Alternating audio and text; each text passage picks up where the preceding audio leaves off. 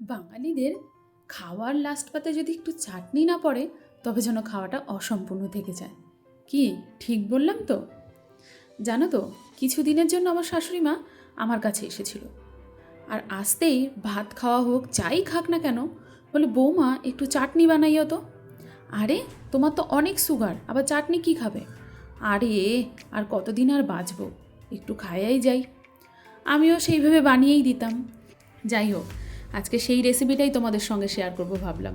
অনেকেই জানো তো এই চাটনিটা খুব পছন্দ করে, তাই ভাবলাম আজকে তোমাদের সঙ্গে আমি কেমনভাবে বানাই সেটাই শেয়ার করি। দেখো, এখানে বেশ লাল লাল গোল গোল দেখে টমেটো নিয়ে নিয়েছি, আর নিয়ে নিয়েছি কাজু, কিশমিশ, খেজুর, গুড়। তবে এখানে না একটা জিনিস মিসিং আছে, সেটা হচ্ছে আমসত্ত্ব। আজকে আমার কাছে ছিল না, তাই দিতে পারলাম না। তোমরা কিন্তু অবশ্যই দিও। আর এখানে দেখো, টমেটোগুলো কিন্তু আমি পেস্ট করে নিয়েছি, মিক্সিতে দিয়ে বেশ ভালো করে পেস্ট করে নিয়েছিলাম। আর নিয়ে নিয়েছিলাম পাঁচফোড়ন, যেটা হচ্ছে মেন জিনিস। তবে সবার আগে একটা মশলা তৈরি করতে হবে, যেটা বলতে পারো সিক্রেট মশলা। সবাই অবশ্য সবার মতোভাবে বানায়, অনেকে শুধু মৌরি বা জিরে এই ধরনের মশলাও বানিয়ে থাকে, ভাজা মশলা যেটাকে বলা হয়। তবে আমি এখানে পাঁচফোড়ন দিয়েছি, শুকনো লঙ্কা আর তেজপাতা। এটারই শুকনো খোলায় টেলে একটা শুকনো মশলা বানিয়ে রাখবো। তবে একটা কথা বলে দিই, এই মশলাটা কিন্তু শুধু চাটনি নয়, খিচুড়ি আরও অন্যান্য সবজিতেও ইউজ করতে পারো। এরকম বানিয়ে কোটোর মধ্যে ভরে রাখতে পারো, আর খুব টেস্টি হয় আর খুব ভালো গন্ধও হয়, জানো তো। দেখো, চাটনির জন্য এখানে দিয়ে দিয়েছিলাম সর্ষের তেল কড়াইতে, আর দিয়ে দিলাম দুটো তেজপাতা আর শুকনো লঙ্কা। এবার ফোড়নে দেবো পাঁচফোড়ন। তবে একটা কথা বলি, অনেকে কিন্তু সর্ষের ফোড়নও দাও, সেটাও দিতে পারো। এটা সম্পূর্ণ তোমাদের পছন্দের ওপর, যে যেমন পছন্দ করো অবশ্যই সেটা দিতে পারো। তবে আমি পাঁচফোড়নটা ভালোবাসি, তাই পাঁচফোড়ন দিলাম। আর দেখো, এই রকম যখন একটু ভাজা হয়ে আসবে, একটু মানে কালো কালো হয়ে যাবে, তখন কিন্তু টমেটোর পেস্টটা দিয়ে দিতে হবে।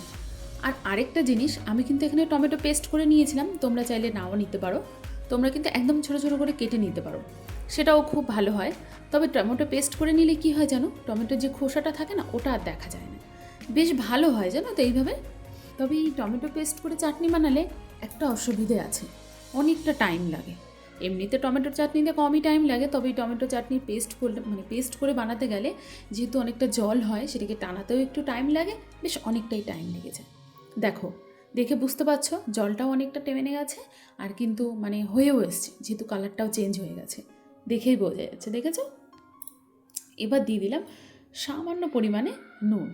এটাও অপশনাল, এটা তোমরা অনেকেই পছন্দ করে না নুন দেওয়াটা, তবে আমি দিই। জানো তো, আমার ঠাকুমা বলতো জগৎ মিষ্টি দিতে হয়, না হলে কোনো খাবারে নাকি টেস্ট হয় না।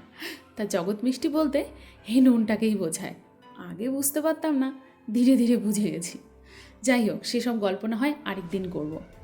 এবার দেখো, দিয়ে দিচ্ছি গুড়।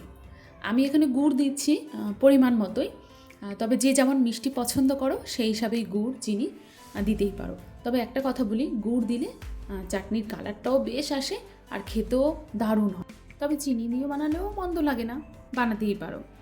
এবার দেখো যে মানে ড্রাই ফ্রুটসগুলো, খেজুর, কাজু, কিশমিশ যেগুলো আমি রেখেছিলাম, এবার সেইগুলো দিয়ে দেবো।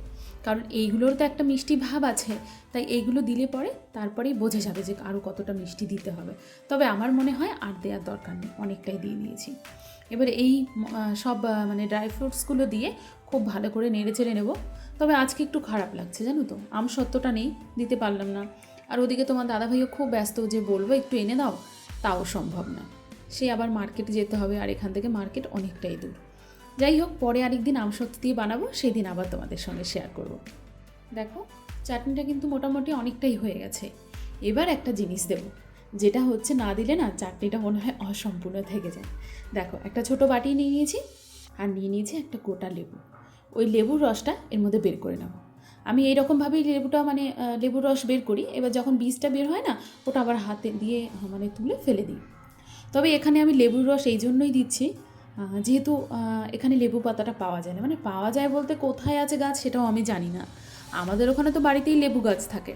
তবে আমি বলবো এই লেবুর রসের চেয়ে তোমরা লেবু পাতা দিও, বিশেষ করে গন্ধরাজ লেবু পাতা দারুণ হয় জানো তো। গন্ধরাজ লেবু পাতা যদি পাওয়া যায়, ওটা এই চাটনির মধ্যে দিলে যেমনি গন্ধ আর তেমনি খেতে দুর্দান্ত হয়। তাই বলবো লেবুর রস না দিয়ে লেবুর পাতা দিও, বিশেষ করে গন্ধরাজ লেবুর পাতা। দেখো, চাটনি কিন্তু হয়ে গেছে, আর আমি লেবুর রসটাও দিয়ে দিলাম। এবার যেটা দেব সেটা হচ্ছে ওই ভাজা মশলা যেটা আমি বানালাম। দাঁড়াও তোমাদের দেখাই, এই দেখো কেমন হয়েছে দেখতে বলো তো। আর এত সুন্দর গন্ধ বেরোচ্ছিল কি আর বলি। আর ওই যে বললাম এটা কিন্তু শুধু চাটনি নয়, তোমরা যদি খিচুড়ি বানাও বা পাঁচমিশালি সবজি বানাও তাতেও কিন্তু ইউজ করতে পারো। এরকম ডাস্ট করে তোমরা রেখে দেবে ডাব্বায়, আমি তো করে রেখে দিই, তবে আজকে তোমাদের দেখাবো বলে স্পেশালি বানালাম। সব সময় রান্নার আগে তো এরকম মশলা বানানো যায় না, ওই জন্য বানিয়ে রেখে দিলে না খুব সুবিধা হয়। তবে আজকে আমার কাছে ছিলও না, আর তোমাদের দেখাবো বলেই স্পেশালি বানালাম। এবার ডাব্বায় ভরে রেখে দেবো, এবার অন্যান্য সবজি তো ইউজ করতে পারবো। দেখো কি সুন্দর হয়েছে না, চাটনির কালারটাও চেঞ্জ হয়ে গেছে, আর গন্ধও কিন্তু খুব সুন্দর বেরিয়েছে। আর দেখো আমি না মানে একটু নরম মানে একটু পাতলাই রাখছি, একটুখানি পরে এটা একদম জমে যাবে, মানে একদম টাইট টাইট হয়ে যাবে। চলো, চাটনি তো আমার রেডি, আর নামিয়েও নিই। আর ওই যে বললাম আমার শাশুড়ি মায়ের কিন্তু ভীষণ পছন্দ এই চাটনি, উনি তো বানিয়ে এরকমভাবে রেখে দেয় আর প্রত্যেক দিন একটু একটু করে খায়। ওই যে খাওয়ার পরে না খেলে যেন খাওয়াটা পূর্ণ হয় না, ওই রকম ব্যাপার। তবে তোমরাও এরকম বানিয়ে রেখে দিতে পারো আর কন্টিনিউ 4-5 দিন খেতেই পারো। চলো তাহলে আবার তোমাদের সঙ্গে দেখা হবে অন্য আরেকটা রেসিপিতে। টাটা।